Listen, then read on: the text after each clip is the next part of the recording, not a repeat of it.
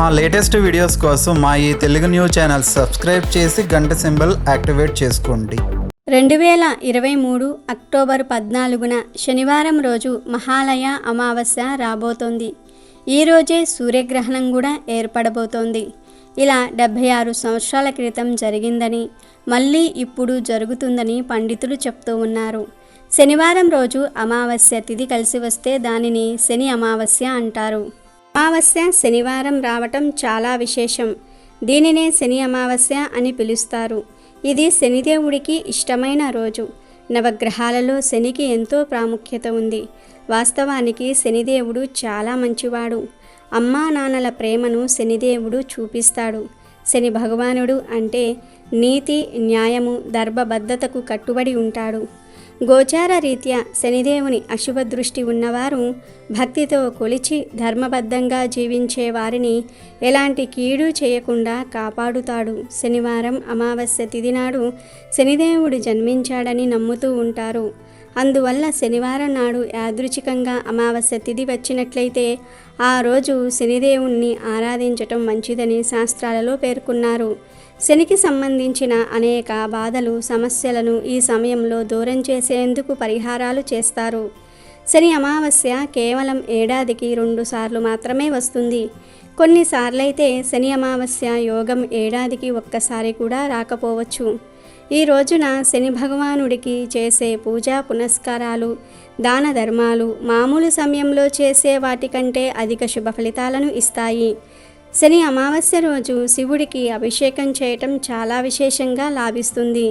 ఈ రోజు శివుడికి చేసే పూజలు అత్యంత ఫలితాలను ఇస్తాయని శాస్త్రాలు చెప్తూ ఉన్నాయి. 14న ఏర్పడేది కేతుగ్రస్త కంకణాకృత సూర్యగ్రహణం. ఎందుకంటే ఈరోజు సూర్యుడు రింగులాగా కనిపిస్తాడు. అందుకే దీనికి కంకణాకార సూర్యగ్రహణం అని పేరు. భారత కాలమానం ప్రకారం అక్టోబర్ 14వ తేదీన రాత్రి 8:34 ఈ గ్రహణం ప్రారంభమవుతుంది. అక్టోబర్ 15వ తేదీ ఉదయం 2:25 వరకు ఈ గ్రహణం ఉంటుంది. సూర్యగ్రహణం రాత్రి సమయంలో ఏర్పడుతుంది. కానీ రాత్రి సమయంలో మనకు సూర్యుడు కనిపిస్తాడా? కనిపించడు. కనుక ఈ సూర్యగ్రహణం మనకు కనిపించదు. భారతదేశంలో ఈ గ్రహణం ఎక్కడా ఎవరికీ కనిపించదు. ఇక మన భారతదేశంలో ఈ గ్రహణం కనిపించదు. కనుక గ్రహణ నియమాలు పాటించవలసిన అవసరం లేదు. కానీ డౌట్ ఉన్నవారు గ్రహణ నియమాలు పాటించినా తప్పులేదు.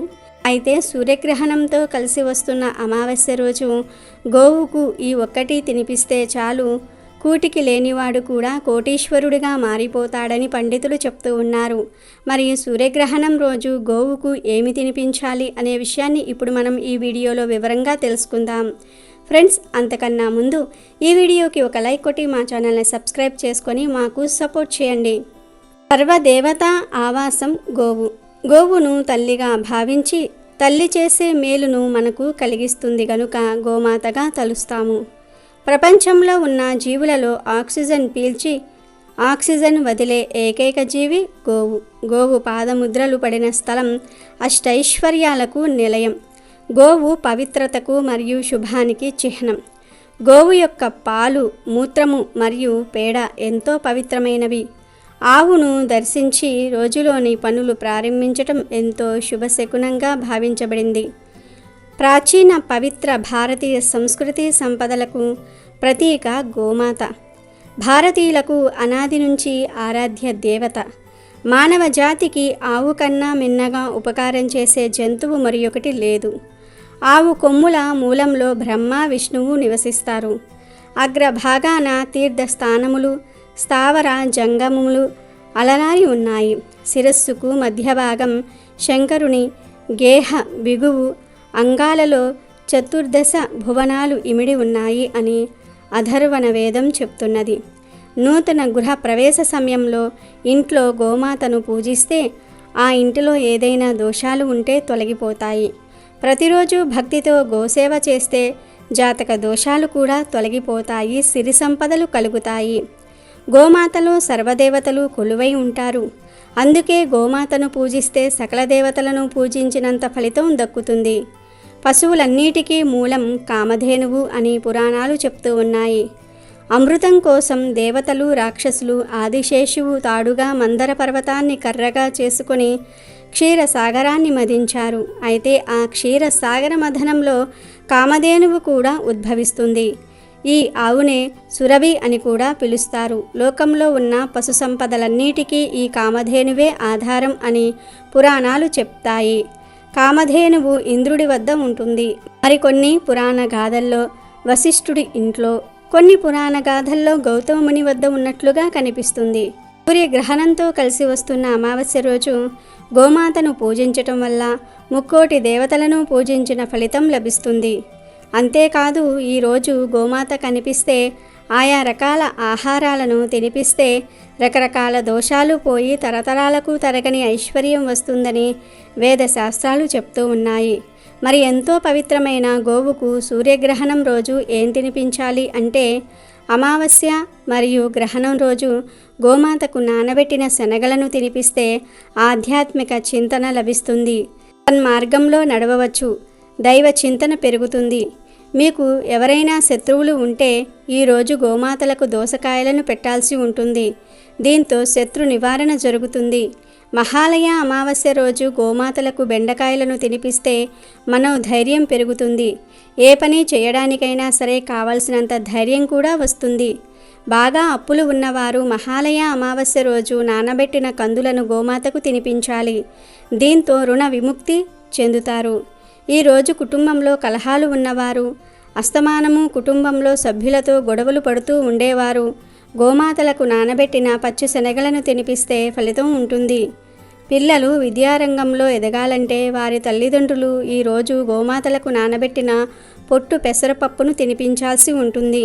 మహాలయ అమావాస్య రోజు గోమాతకు నానబెట్టిన ఛాయ పెసరపప్పు పెడితే ఇంద్రియ నిగ్రహం కలుగుతుంది.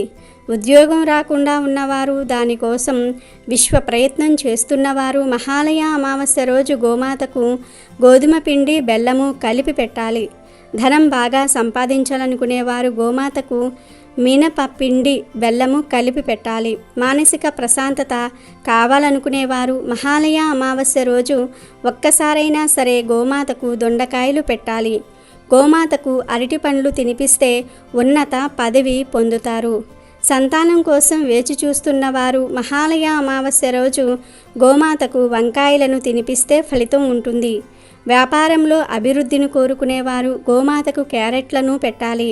నరఘోష ఉన్నవారు గోమాతకు బంగాళాదుంపలను తినిపించాలి.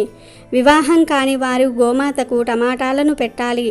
మహాలయ అమావాస్య రోజు గోమాతకు బీట్రూట్, పాలకూర తినిపించిన ధనవంతులు అవుతారు. ఐశ్వర్య ప్రాప్తి కలుగుతుంది.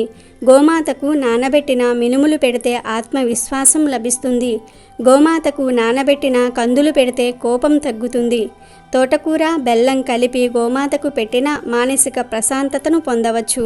గోమాతకు నానబెట్టిన గోధుమలు పెడితే కీర్తి, పట్టుదల లభిస్తాయి.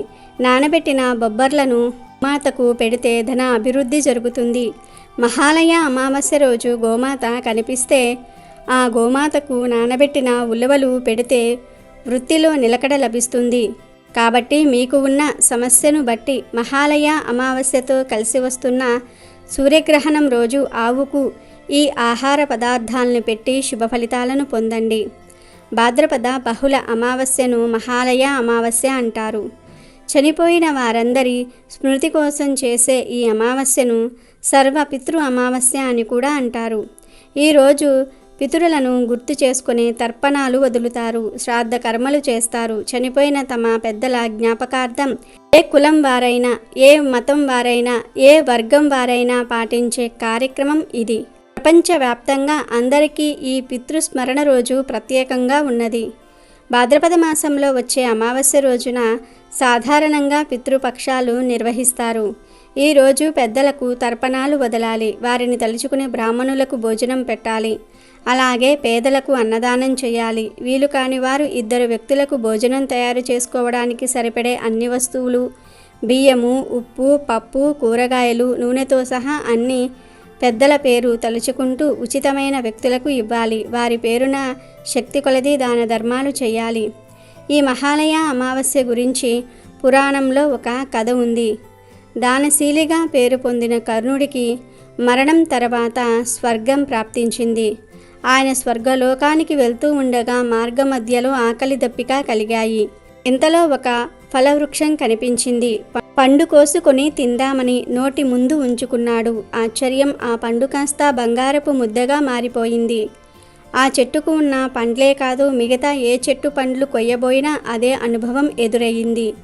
ఇలా లాభం లేదనుకుని కనీసం దప్పిక అయినా సరే తీర్చుకుందామనుకుని సెలయేటిని సమీపించి దోసిట్లోనికి నీటిని తీసుకుని నోటి ముందుంచుకున్నాడు కర్ణుడు. ఆ నీరు కాస్త కూడా బంగారపు నీరుగా మారిపోయింది. స్వర్గలోకానికి వెళ్ళాక అక్కడ కూడా అదే పరిస్థితి ఎదురయ్యింది. దాంతో కర్ణుడు తాను చేసిన తప్పేమిటి, తనకిలా ఎందుకు జరుగుతుందని వాపోతూ ఉండగా, కర్ణ, నీవు దానశీలిగా పేరు పొందావు, చేతికి ఎముక లేకుండా దానాలు చేశావు. అయితే ఆ దానాలన్నీ బంగారము, వెండి, డబ్బు రూపేణా చేశావు గాని కనీసం ఒక్కరికి కూడా అన్నం పెట్టి ఆకలి తీర్చలేదు. అందుకే నీకు ఈ దుస్థితి ప్రాప్తించింది అని అశరీరవాణి పలుకులు వినిపించాయి. అప్పుడు కర్ణుడు తన తండ్రి అయిన సూర్యదేవుని వద్దకు వెళ్ళి పరిపరి విధాల ప్రాధేయపడగా ఆయన కోరిక మేరకు దేవరాజైన ఇంద్రుడు కర్ణుడికి ఒక అపురూపమైన అవకాశం ఇచ్చాడు. నీవు వెంటనే భూలోకానికి వెళ్ళి అక్కడ అన్నార్తులందరికీ కూడా అన్నం పెట్టి మాతాపితరులకు తర్పణాలు వదిలి తిరిగి రమ్మన్నాడు. ఆ సూచన మేరకు కర్ణుడు భాద్రపద బహుళ పాడ్యమి నాడు భూలోకానికి చేరుకున్నాడు. అక్కడ పేదలు, బంధుమిత్రులు అందరికీ అన్న సంతర్పణ చేశాడు. పితరులకు తర్పణాలు వదిలాడు. తిరిగి అమావాస్య నాడు స్వర్గానికేగాడు. ఎప్పుడైతే కర్ణుడు అన్న సంతర్పణలు, పితృతర్పణలు చేశాడో అప్పుడే ఆయనకు కడుపు నిండిపోయింది, ఆకలి తీరింది. కర్ణుడు భూలోకంలో గడిపి తిరిగి స్వర్గానికి వెళ్ళిన ఈ పక్షం రోజులకే మహాలయ పక్షమని పేరు. ఈ మహాలయ పక్షంలో చివరి రోజే మహాలయ అమావాస్యగా పిలుస్తారు. అమెజాన్లో బెస్ట్ డిస్కౌంట్స్ కోసం వీడియో డిస్క్రిప్షన్లో లింకు ఉంది, చూడండి. అలాగే మా టెలిగ్రామ్ ఛానల్ సబ్స్క్రైబ్ చేసుకోండి.